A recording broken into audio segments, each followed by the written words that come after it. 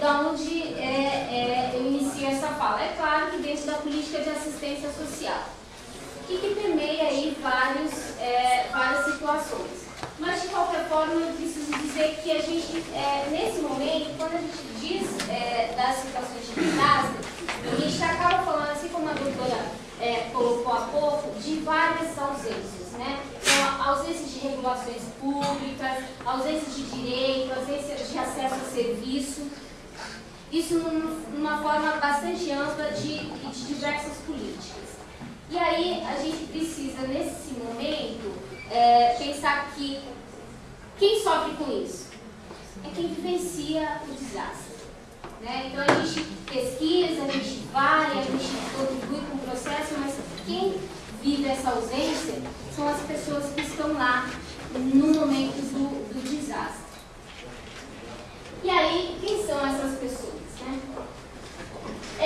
Em particular, o indivíduo, a família e o social. Então, é dizer que cada um reage à situação de desastre de uma maneira.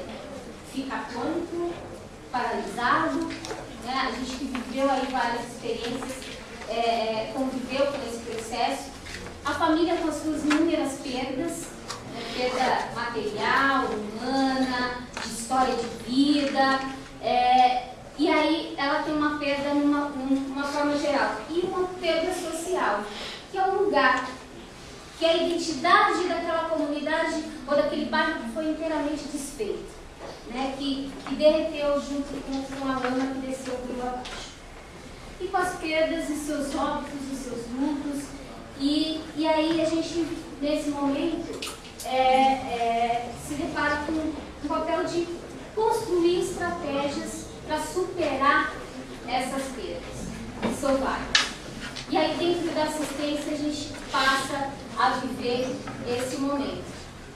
Eu quero destacar que para a assistência social isso também é muito novo, né? A gente tem aí vários profissionais que estudam e pesquisam os desastres, as mudanças climáticas, mas para a assistência isso é muito novo, né? O Ministério do Desenvolvimento Social começou a pensar nesse processo no acontecimento de Blumenau. E o primeiro processo foi financeiro, não foi outro. Foi pensar como ajudar financeiramente aquele lugar. E aí o MDS se deparou com uma situação de mandar dinheiro e como justifica mandar dinheiro para a reconstrução de serviços se você não tem isso regulado, né? E aí,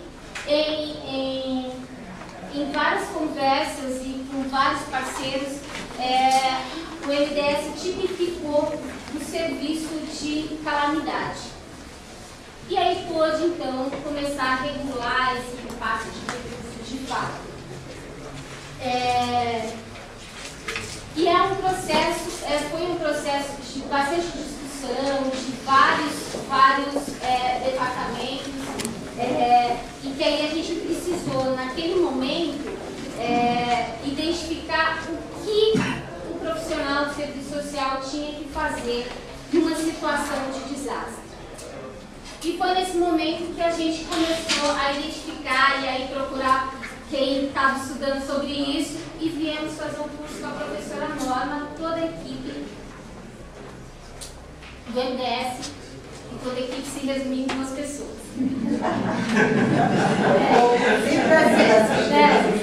Mas foi um sucesso, porque hoje a equipe lá é maior, então tem notícias, a equipe aumentou muito e deu frutos. Então o primeiro passo tinha que ser dado, e foi com 2 pessoas, e é isso, enfim.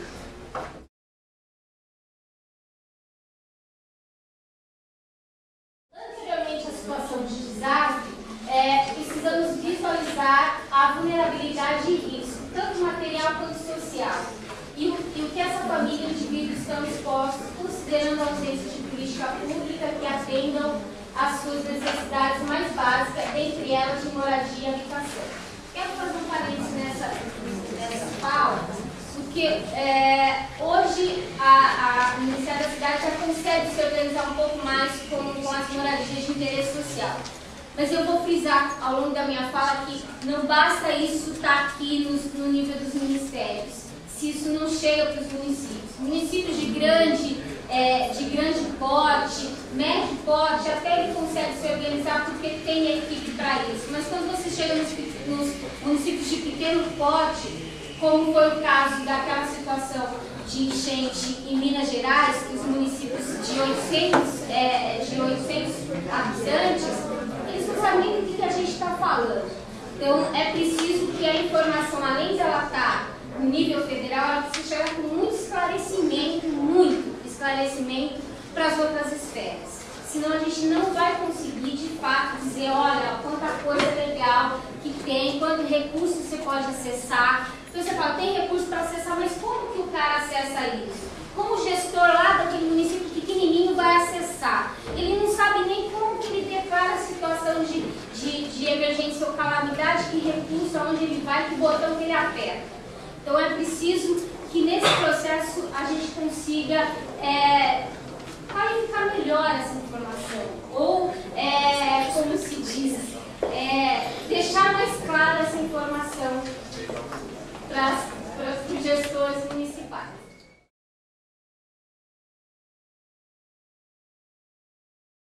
Então hoje tem lá uma orientação, quem entrar no site do MDS, na linha da assistência, vai ver essa informação com muita tranquilidade, que é o cofinanciamento para todos os estados, Distrito Federal e municípios são elegíveis.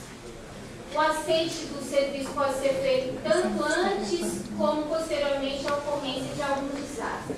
É importante ressaltar que mesmo que o aceite seja feito de forma antecipada, o repasse do recurso só ocorre depois do preenchimento dos requisitos lá na Portaria 90 de 2013. Então, só para sentir que é bem recente.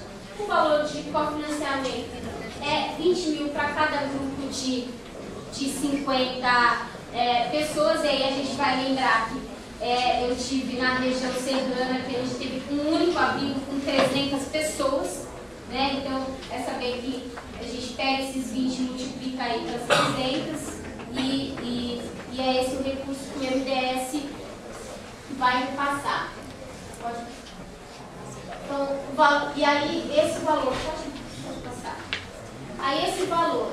E aí uma coisa que está bem presente hoje, que é a situação de seca, sobretudo a nossa região vivendo isso com bastante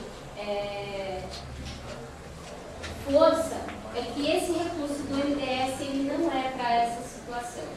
Né? Então, para esses casos existem uma série de outras estratégias que articulam várias políticas públicas que podem ser utilizadas para atender essa população, como a Operação Carro-Pipa, Programa de Transferência de Renda e a Bolsa Estiagem.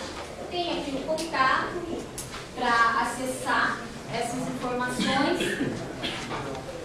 e os recursos de cofinanciamento poderão ser utilizados para reconstrução. Esse recurso pode ser usado para reconstrução? Não pode, porque também tem recurso específico de outras áreas para a reconstrução. Esse recurso é especificamente para aquela ação, quando você vai montar abrigo, quando você vai deslocar famílias, quando precisa mandar para outro município, mandar para casa de parente, enfim, e adquirir material de consumo.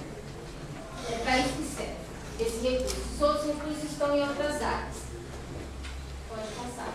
Outras ações, ainda dentro do MDS, que é a antecipação do calendário de pagamento de benefício de prestação continuada, a antecipação do calendário do programa Bolsa Família. Então a pessoa pode ir só com um documento ou uma declaração que o próprio equipamento pode fornecer, e a utilização do recurso que é o índice de gestão centralizada, tanto do Bolsa Família quanto do serviço do Sistema Único de Assistência.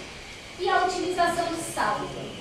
Eu lembro que no Rio de Janeiro, naquela situação da região serrana, ele tinha só no único piso do MDS R$1 milhão. tinha R$1 milhão. Então, poderia sim reprogramar isso e utilizar para aquela situação. Eu lembro que é duro dizer, mas eu sentei na mesa com algumas autoridades e perguntei claramente: cadê o dinheiro? O que vocês fizeram com o dinheiro? Se a gente sabe que agora, esse ano, está sendo entregue os apartamentos lá em Friburgo. Então, é saber que muito se demora para essa resposta e as famílias que sofrem. Ainda existem barracas, ainda existe gente em situações lastimáveis que sofreram essa situação de desastre.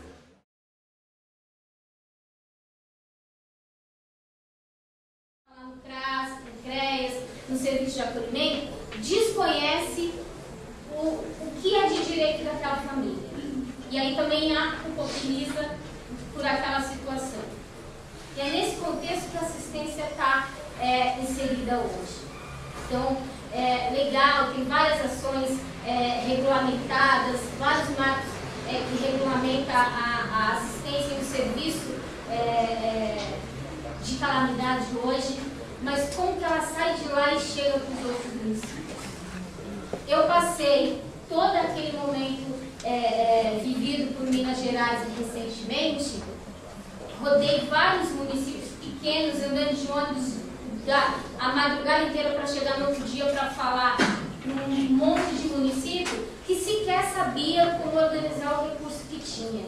Chegava no abrigo, eles não sabiam nem como estruturar aquilo. Então, é saber que a situação não é precária.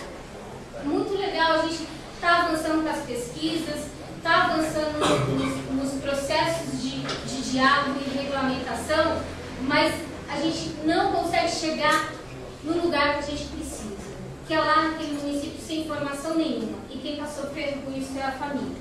Gente, muito obrigada.